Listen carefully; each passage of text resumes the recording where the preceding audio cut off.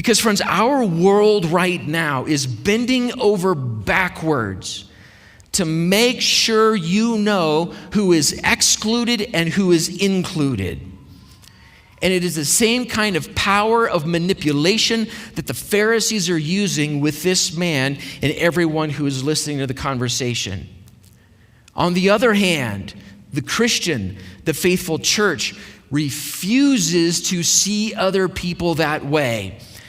Instead of looking through the eyes of who is excluded from the good news of Jesus Christ, we need to learn how to see people and the need that they have and how the power of Jesus Christ can meet that need and change that life. That's the perception we're supposed to have.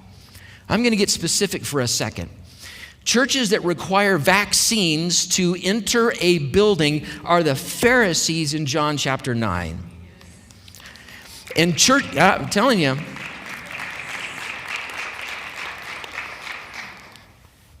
as long as I'm around, that's not going to happen here.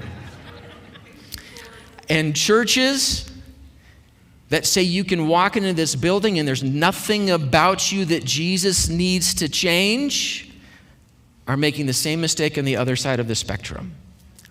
You and I are walking this kind of tightrope with the gospel, and it is the good news that everybody is welcome inside of the doors of this church.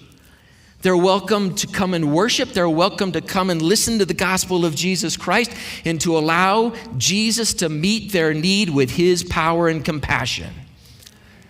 That's where Jesus is in this passage of Scripture.